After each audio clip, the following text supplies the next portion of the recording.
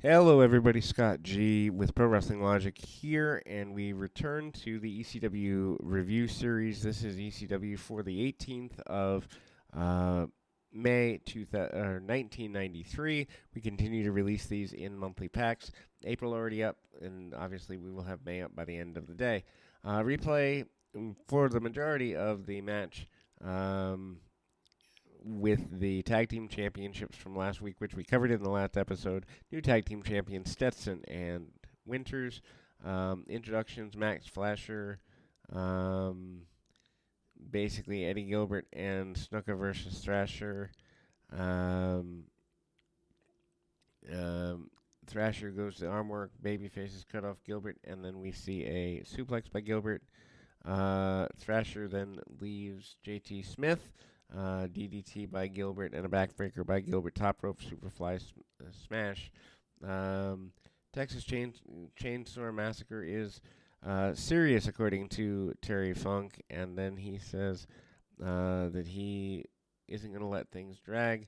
Um, uh, and then he Funk says that hardcore fans are going to see something different in the next several years. He says he wants to continue to be a wrestler, but this is going to be one of the most brutal and violent matches ever. Really, a lot of hype behind the Texas Chainsaw Massacre between these two, and he says he's going to settle the score and run Gilbert out of town. He also says that Terry Funk will be the king of Philly. Then we see a Sir Jonathan Hotbody and Sir Chris Candido promo. Um, they have been knighted while they were in the UK. Is what they claim, so that's why they're calling themselves Sir. Then they kind of talk about that being, um, a major thing. Then we go to a tag team match here: Candido and Hotbody versus Winters and Stetson. Candido bumps around and gets nailed with an atomic drop. Babyfaces take over, and then they do a bunch of arm work, neck breaker, and back kick by Stetson. And ultimately, Candido is the one who's showing a lot of ability here.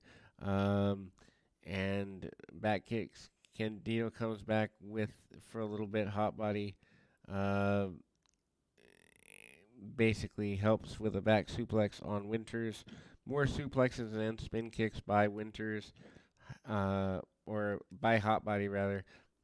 Double sunset flipped for the win for the tag team champions. Candido and Hotbody jumped the champions after the match, basically trying to get Candido and Hotbody to be your top heel tag team for the area. Don Morocco with Paulie Dangerously against Glenn Osborne. Arm work by Osborne. Morocco makes a bit of a comeback and going back to the arm work. Osborne comes back, and then Morocco bails to the outside of the ring. Flying clothesline by Osborne at a point. Hot shot and a tombstone piledriver gives Don Morocco the win. At the time in ECW, guys like Snuka and Morocco and Gilbert meant to draw people in to care about the undercard guys. And then we see the Sandman versus Rock and Rebel for the ECW Championship. Brawl to the outside. Sandman at one point gets sent into the steel post.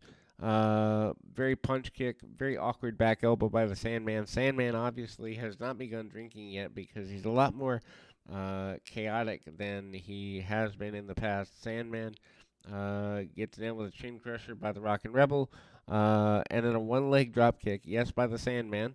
Double down clothesline and a cat fight with the women end the show. We really don't ever completely get full victories here for the championships, except maybe the tag team championship. Sandman is kind of a minor guy. These episodes early in ECW don't have a lot of action to them. They are very basic punch kick, almost wrestling school ready, but the fans at the time are catching on to them. We will be back with more right after this.